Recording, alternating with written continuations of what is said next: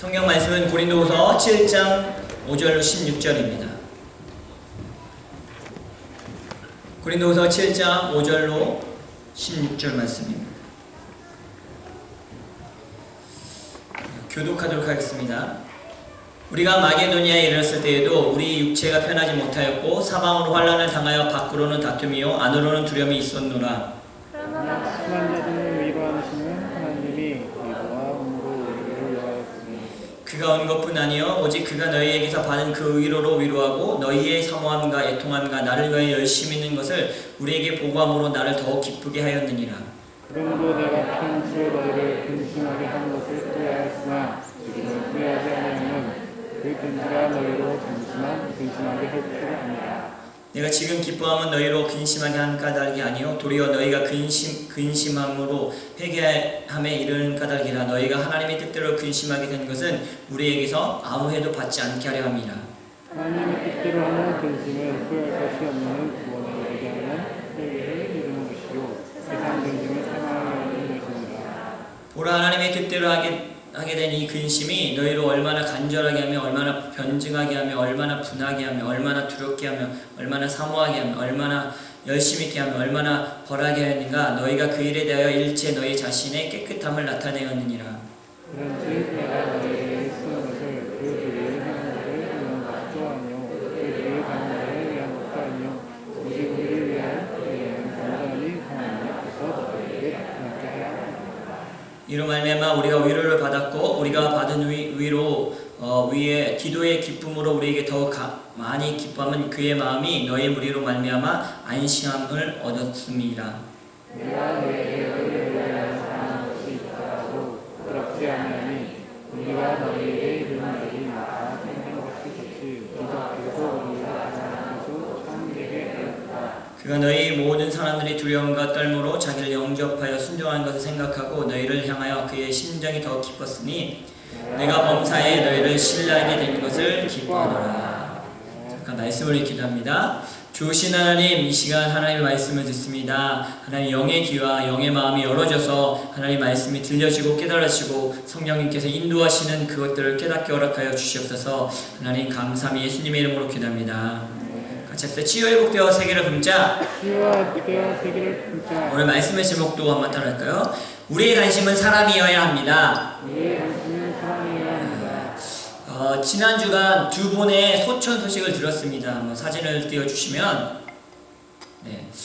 여의도 순복음교회 원로 목사님이신 조윤기 목사님의 죽음에 대한 소식을, 소천에 대한 소식을 들었습니다. 한국뿐 아니라 전 세계적으로 영향력 있었던 목회자이시고 지금은 한국 사람들이 이제 다른 외국에 가면 싸이 아냐고 혹시 BTS 아냐고 이렇게 물어보지만 1970년대 80년대에 외국에 나가면 이렇게 물어보죠. 북한의 김일성 아냐고 그리고 한국의 조용기 목사님 아냐고 이렇게 물어봤어요. 저도 이제 소말리아 단기 선교 갔을 때 소말리아 사람이 조용기 데이빗 조를 아냐고 물어보더라고요. 그만큼 이제 전 세계적으로 영적인 영향력을 끼치셨고 한국 기독교 부흥의 역사를 성령 운동을 이끄셨던 분이 놀라운 목회자이고 교인만 해도 60만 명, 한 개의 교회로 60만 명을 이끄셨던 목사님입니다. 또 한 분은 사진을 넘겨주시면 기독교 장로회 한신대학교 신학 총장이셨고 신학 박사이신 이장식 목사님이십니다. 개인적으로 아시는 목사님인데 은퇴 후에 아프리카 케냐에 13년 동안 이제 거기 와서 신학을 가르치시고 자주 배웠던 학자이시면서 선교사님이었던 선배 목사님이십니다. 한 분은 놀라운 목회자였고 한 분은 신학자였습니다. 한국 두 분의 이 공통점이 있는데 두 분의 공통점은 엄청난 영향력을 가지셨던 분이었다는 겁니다. 한국 기독교계에 그리고 한 분은 한국 신학계에 엄청난 영향력을 미치셨던 분들입니다. 한 명의 사람이 하나님 앞에 붙잡히면 얼마나 놀라운 일들을 하고 세상에 어떤 영향력을 주는지 이것을 보게 되는 것입니다. 큰 분들이고 존경받는 분들이고 기억된 분들입니다. 그분들의 두 분의 소천 소식을 들으면서 그런 생각을 했습니다. 나는 어떤 삶을 살고 있고 나는 누구에게 얼만큼의 영향력을 주고 있는가. 내가 목회하는 세계를 푸는 교회 성도님들을 제대로 말씀으로 세워야 되는데 참 연약하다, 주님 도와주십시오 라는 기도가 나왔습니다. 또 하나 깨닫는 것은 예수님이 세례 요한을 향해서 이렇게 말씀하셨어요. 여자가 낳은 자 중에서 가장 큰 자다, 이렇게 칭찬을 하셨죠. 그렇지만 이어서 천국에서는 극히 작은 자보다 작다라고 말씀하셨습니다. 결국은 우리가 천국에 가면 이 땅에서 얼마나 유명하고 얼마나 크고 얼마나 큰 영향력을 끼쳤나, 그거와 상관없이 하나님의 나라에서 극히 작은 자로 사는 것이, 하늘나라의 소망을 얻고 사는 것이 이 땅에서 큰 자로 사는 것보다 더 크다는 이야기입니다. 천국 백성은, 하나님의 나라 백성 되는 것은 가장 큰 일이고 가장 소중한 일입니다. 저와 여러분은 하나님의 나라의 백성 되시길 예수님의 축복합니다. 끝까지 믿음을 잃지 않기 바랍니다. 고린도후서 7장을 묵상을 하면서 말씀을 준비하는데, 오늘 본문의 말씀이 참 설교하기 어려운 부분이었고, 저 개인적으로는 며칠을 묵상하면서 기도하면서 준비했는데 좀 어려운 부분이 있었습니다. 그러다가 세 단어가 보였습니다. 첫 번째 단어는 위로라는 단어였고, 두 번째 단어는 근심이라는 단어였고, 세 번째 단어는 기쁨이라는 단어였습니다. 근데 이 말씀을 보니까 이 단어가 바울과 디도 그리고 고린도 교회 이 성도들, 즉 사람들과 서로 연결되어 있는 것을 보게 되었습니다. 결국 목회자이든 성도이든 가장 주목해야 될 것은 사람이라는 겁니다. 한 사람의 영혼이라는 겁니다. 우리의 관심은 사람이어야 됩니다. 우리 옆 사람을 한번 보면서 당신을 주님의 이름으로 사랑하고 축복합니다 한번 말해줄까요? 자, 그렇습니다. 우리는 서로에게 관심이 있어야 돼요. 하나님의 관심도 우리가 어떤 큰 일을 하고 놀라운 역사를 세웠다고 해도 그것에 대한 관심을 갖는 것이 아니라 우리 자체, 우리 영혼의 자체에 대해서 하나님도 관심이 있습니다. 돌아가신 조용기 목사님도 이장식 목사님도 결국에는 하나님 앞에서는 한 영혼이라는 것입니다. 그래서 세풍교회도, 저희 목회도, 여러분의 믿음 생활도 바라보고 관심을 가져야 될 것이 사람이라는 것입니다. 바로 고린도 교회가 유럽에서 가장 큰 교회가 되는 것에 관심이 없었어요. 자신이 얼마나 많은 나라에 선교를 했는지 관심이 없었어요. 그리고 몇 교회를 세웠는지 관심이 없었어요.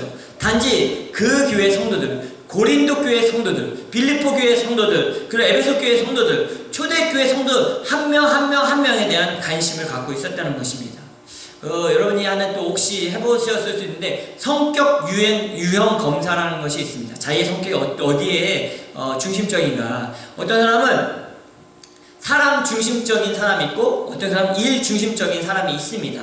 자, 일 중심적인 사람은 일을 완수하고 이루는데 목표가 있어서 일을 하고 있을 때 다른 사람이 말을 시켜도 잘 듣지 못합니다. 반응하지 않습니다. 그리고 일을 끝나기 전에는 밥도 잘 먹지 않습니다. 시간이 지나도. 그리고 그 사람에게는 일이 최우선이기 때문입니다. 그리고 판단의 기준이 일입니다. 일 중심적인 사람이 있다는 겁니다. 반대로 사람 중심적인 사람이 있다는 것입니다. 이 사람은 일을 잘 못해도 관계가 중요합니다. 그래서 중요한 일이 있는데, 일을 하고 있는데 친구가 도와달라고 하거나 만나자고 하면 일을 내려놓고 일이 바쁜데도 사람을 만나러 갑니다. 왜? 관계가 중요하기 때문에. 그래서 집을 가다가 한 2명 초대했는데 가다가 만나는 사람 너도 와 해서 나중에는 한 20명 모여서 밥 먹는 사람이 이 사람 중심적인 사람입니다. 저에게는 그런 사람 중심적인 사람이 많은데, 그렇다면 예수님은 일 중심이었을까요? 사람 중심이었을까요? 예수님은 철저하게 영혼 중심이셨다는 겁니다. 안식일에도 일하면 안 되는데 병들고 귀신 들린 자들을 만나시고 만지시고 고쳐주셨습니다. 사마리아의 한 여인 때문에 사마리아 성을 지나가셔야 됐고 반드시 그곳을 지나가셔야 됐다라고 말하고 있습니다. 사마리아 한 영혼 때문에.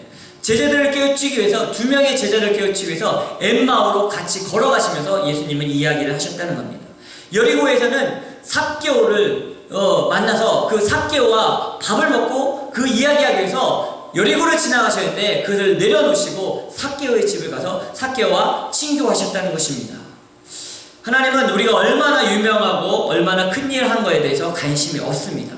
우리가 얼마나 하나님을 사랑하고 하나님과 어떤 관계인지, 그리고 우리 이웃과 어떤 관계인지, 우리 교우들과 어떤 관계인지 그것을 관심을 갖고 계십니다. 그래서 이렇게 사람에게 관심 갖는 사람이 되기 위해서는 첫 번째 따라서 위로의 사람이 되라. 위로의 사람이 되라. 자, 위로가 되는 사람입니다. 5절부터 7절 같이 한번 읽겠습니다. 시작. 우리가 마게도니아에 이르렀을 때에도 우리가 육체가 편하지 못하였고 사방으로 환난을 당하여 밖으로는 다툼이요 안으로는 두려움이었노라. 그러나 낙심한 자를 위로하시는 하나님이 디도가 오므로 우리를 위로하셨으니 그가 온 것뿐 아니요 오직 그가 너희에게서 받은 그 위로로 위로하고 너희의 사모함과 애통함과 나를 위하여 열심히 있는 것을 우리에게 보고함으로 나를 더욱 기쁘게 하였느니라. 고린도 교회가 바울이 개척한 교회임에도 불구하고 바울의 사도권을 부인을 했어요. 그리고 세상적인 문화와 세상적인 그런 것들이 들어와서 이 신학의 문제가 고린도 교회 영성의 문제가 생겼어요. 여기저기서 막 성령의 역사는 강하게 일어났는데 그것을 위해서 서로 내가 영적인 사람이야, 내가 맞아 하면서 이런 문제가 생겼어요. 그래서 이 사도 바울이 그 고린도 교회를 심하게 책망을 합니다. 고린도 전서를 보내서 책망을 합니다. 이것은 잘못된 거고 하나님을 떠난 거고 그렇게 된 이 분란을 일으킨 사람들은 교회에서 내어쫓으라 라고 하면서 이야기합니다. 그러고 나서 이 디도를 보냅니다. 이 바울의 선교 여행 중에도 항상 고린도 교회 성도들을 걱정하고 있었어요. 그리고 지난번에 내가 그렇게 심하게 편지를 보내고 그렇게 심하게 책망했는데 혹시 하는 마음으로 이 마음에 근심과 걱정이 있었습니다. 근데 디도가 돌아오지 않는 거예요. 너무 늦어지니까 이 마게도니아 지역으로 옮겨서 선교팀이 있는 상태였습니다. 그때 디도가 드디어 돌아옵니다. 이제 바울의 입장에서는 고린도 교회의 소식을 갖고 올 텐데 어떤가? 고린도 교회가 더 나빠지지 않았을까? 근심과 약간의 그런 것이 있었는데 디도가 오는 모습을 보니까 디도의 얼굴이 환한 거예요. 디도가 그러면서 이 고린도 교회가 회개했습니다. 바울 사도님의 그 편지를 받고 변했습니다라는 이야기를 들으니까 그 말을 듣고 디도로 인해서 위로를 받고 고린도 교회 성도들로 인해서 위로를 받았다는 겁니다. 여러분 6절과 7절에 보면 그러나 낙심한 자들을 위로하신 하나님이 디도가 오므로 우리를 위로하셨으니 그가 온 것뿐 아니요 오직 그가 너희에게서 받은 그 위로로 위로하고 너희의 사모함과 애통함과 나를 위하여 열심히 있는 것을 우리에게 보고함으로 나를 더욱 기쁘게 하였느니라.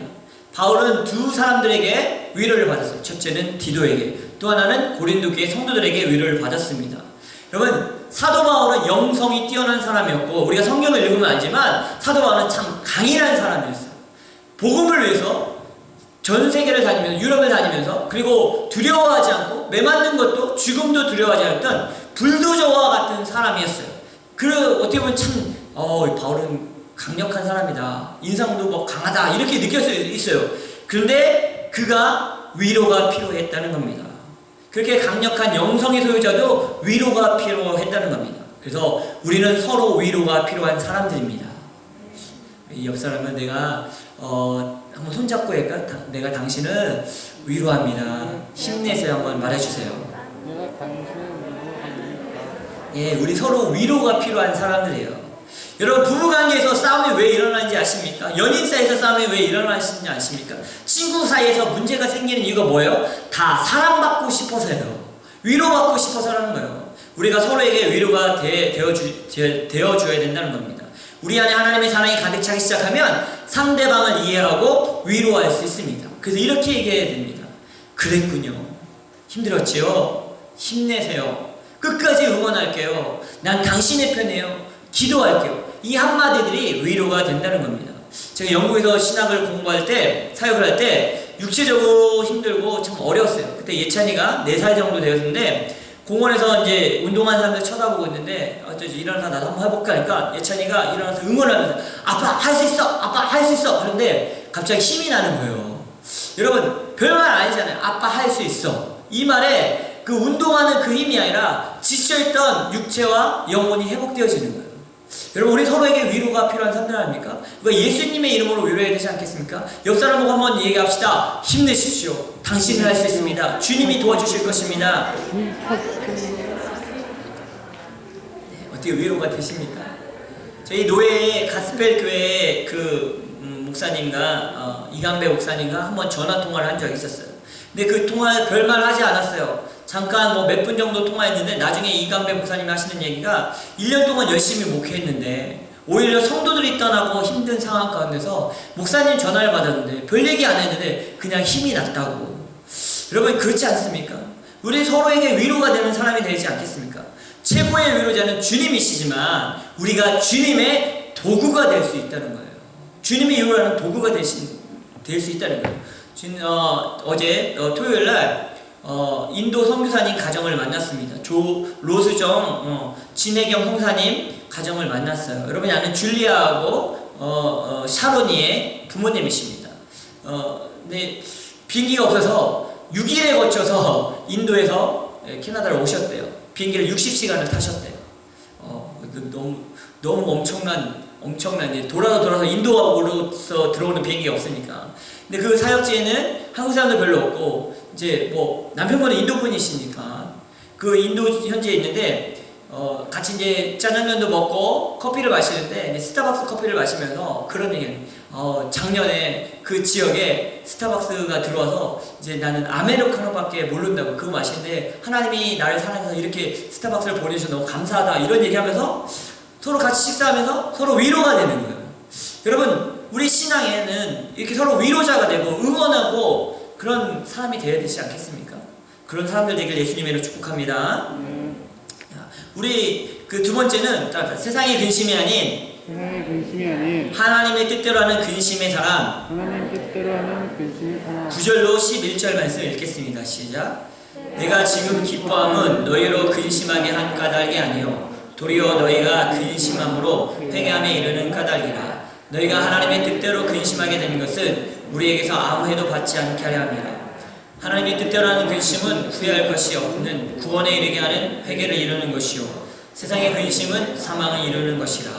보라 하나님의 뜻대로 하게 된 이 근심이 너희로 얼마나 간절하게 하며 얼마나 변증하게 하며 얼마나 분하게 하며 얼마나 두렵게 하며 얼마나 사모하게 하며 얼마나 열심히 있게 하며 얼마나 벌하게 하였는가. 너희가 그 일에 대하여 일체 너희 자신의 깨끗함을 나타내었느니라. 여러분 우리가 사람에게 관심 있는 사람이 되려면 근심을 하되 세상의 근심이 아니라 하나님 뜻대로 하는 근심의 사람이 되어야 된다는 겁니다. 세상의 근심과 하나님의 근심이 어떤 차이가 있을까요? 세상의 근심은 이런 겁니다. 사람이 어리석게 하나님을 두려워하지 않고 세상을 즐거움을 살고 그것대로 따라가다가 어려움이 생기는 거예요. 그 즐거움이 없어지는 거예요. 그러니까 실망하고 낙심하면서 걱정하는 근심입니다. 다시 말하면 자녀에게 모든 걸 걸었는데 돈 버는 거에 모든 걸 걸었는데 행복의 그 목표로 살았는데 그게 문제가 생긴 거예요. 직장에 문제가 생기고 자녀가 내가 기대했던 거랑 좀 다르게 문제가 생겼을 때 그것 때문에 고민하는 거예요. 갈등하는 거예요. 그게 목적이었고 그것에 모든 걸 걸었는데 그것이 무너졌을 때 오는 그런 근심 걱정들이라는 것입니다. 세상의 많은 고민들이 의식주 문제에 걸려있죠. 무엇을 먹을까? 무엇을 입을까? 어디에 살까? 이런 것이 세상적인 근심이라는 거예요. 그러면 하나님의 뜻대로 하는 근심은 무엇입니까? 이것은 죄로 인해 상황으로 인해 하나님으로 멀어지는 것을 애통하고 하나님의 심판을 두려워하는 겁니다. 새 번역 성경에 보니까 이걸 어떻게 표현되어 있냐면 하나님 뜻에 맞게 마음 아파하는 것, 또 하나는 말씀대로 살려고 몸부림치는 것이라고 번역되어 있어요.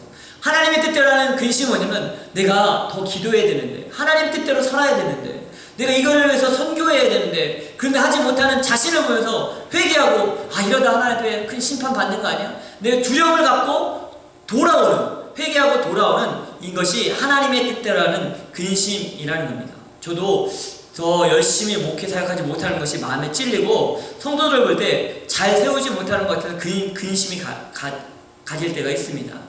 근데 이 세상적 근심이 하나님의 뜻대로 하는 근심으로 바뀌는 사건들이 있습니다. 저와 여러분들 그런 일들이 많아지길 예수님을 축복하는데 우리가 몇 번 나눴지만 성명고 선교사님, 멕시코의 성명고 선교사님 사역지 그곳에 교회에서 어린이 도서관을 만들고 어린이들 케어하고 도와주고 있었는데 현지 교단에게 그 건물 자체를 다 빼앗기는 상황이 됐어요.